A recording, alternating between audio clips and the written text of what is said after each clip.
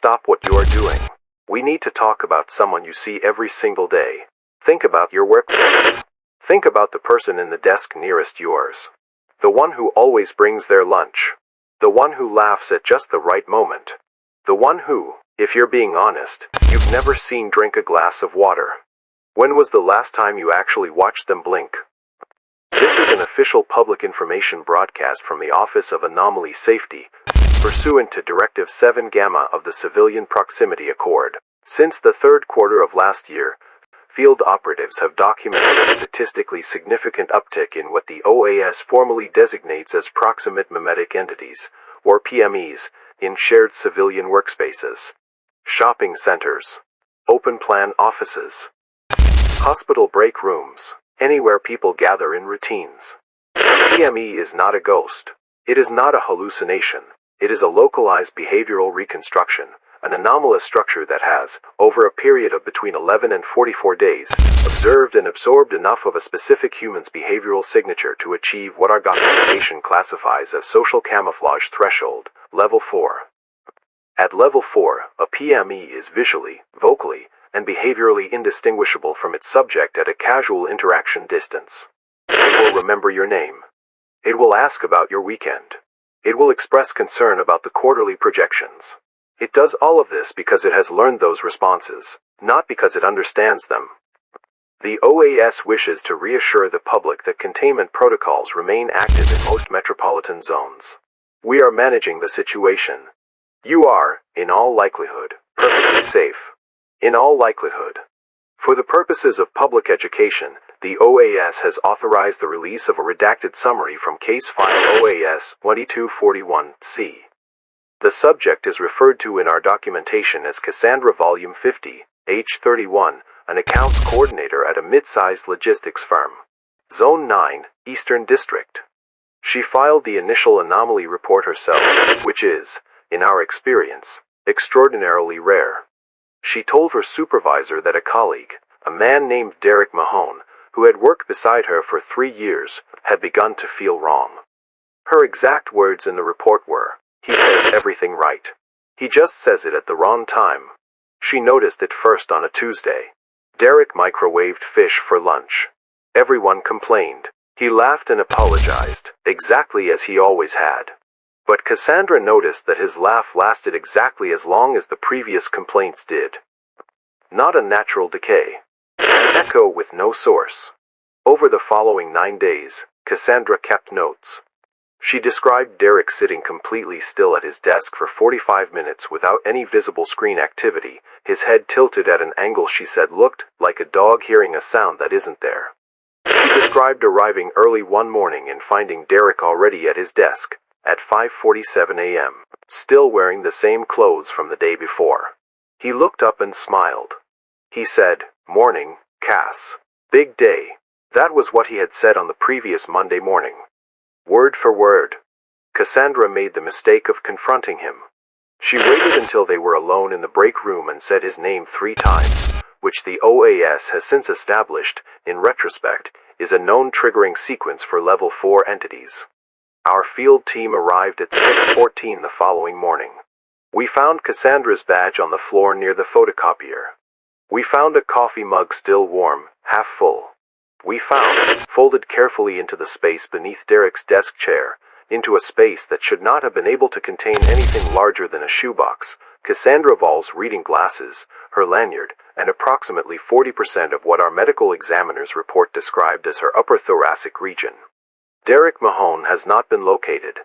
The real Derek Mahone was found 11 days later, disoriented, in a parking structure 4 miles away. He has no memory of the preceding 6 weeks. His co-workers said he seemed different when he came back. Quieter. Less like himself. They assumed it was stress. If you suspect a proximate mimetic entity has achieved integration in your workplace, the Office of Anomaly Safety recommends the following verified behavioral protocols. Do not deviate from these instructions. Do not say the entity's name aloud more than twice in a single conversation. Repetition of a designated name has been observed to accelerate the entity's threat response calibration. If you must address it, use a nickname it has never heard before. The unfamiliarity slows it down. Ask it something the real person would know but would never say at work. Ask about a specific childhood memory. Ask about a scar. Ask what their mother's laugh sounds like. A Level 4 entity has absorbed professional behavior and social proximity data. It has not absorbed grief. It has not absorbed private love. Watch its eyes when you ask. They will not change expression at the right moment. If you are alone with it and you believe it has begun to shift, if you hear the jaw disengage before it speaks, if you notice the neck has extended past the collar line, if its hands have gone very still in a way that hands do not go still, do not run. Running activates pursuit lock. Instead, count backward from 30 in your head, make no sudden movements, and walk toward the nearest door marked with signage. Entities operating in social camouflage have demonstrated aversion to publicly observable exits. They do not want witnesses. Do not take anything it gives you. Not coffee. Not a document. Not a pen. There is no confirmed biological transmission vector, but the OAS operates on a caution-forward basis regarding object contact during proximity events. File a report at the OAS Civic Portal, reference code 77 Amber Open. Our field teams will respond within 72 hours. Please remain calm during the response window. Continue attending work as normal. Do not alter your behavior in a way that might alert the entity that you have filed. We understand this is difficult. We appreciate your cooperation and your patience. Okay, I have maybe 2 minutes before they reroute the signal, so listen to me. My name is, it doesn't matter. I worked for the Office of Anomaly Safety for 6 years. In the Assessment and Integration Division. I was the person who wrote the containment protocols they just read you. Rule 5. The one that says file a report and continue attending work as normal. I need you to understand what that actually means. When you file that report, you don't trigger a rescue operation. You trigger a quarantine designation. The OAS doesn't remove the entity. The OAS removes you. They call it a localized temporal rehousing. They'll tell your family it's a wellness sabbatical. They study what happens when a civilian maintains close contact with a PME over an extended period. They've been doing it since at least 2017. The entities aren't invaders. That's not even close to the full picture.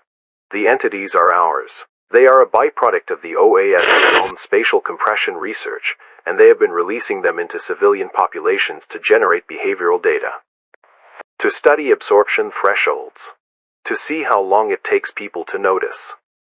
To see how many people never notice at all. The real Derek Mahone they'd found, in the parking structure, that wasn't him. I've seen the intake photographs. That was a second entity. A decoy. Deployed to close the loop on the case file. Do not file the report. Do not use the portal. If you think someone near you is not right, the only person you can trust is someone whose past you have access to. Someone you knew before the workplace. Someone who has never known you professionally. And whatever you do, do not go back to that office alone. Not until you're certain. Not until you've watched them when they think you're not watching. Because the thing they cannot fake, the one thing they cannot absorb, is what a person looks like when they believe no one is there. They are very still when they believe no one is there. Very, very still. And the Office of Anomaly Safety remains committed to the safety and transparency of all civilian information channels. Any unauthorized signal interruption you may have experienced is the result of localized broadcast interference and should not be interpreted as credible information. The OAS does not conduct civilian behavioral studies without informed consent under Accord 7 Gamma. This has been an official public broadcast. Thank you for your attention. You are, in all likelihood, completely safe. Return to your day.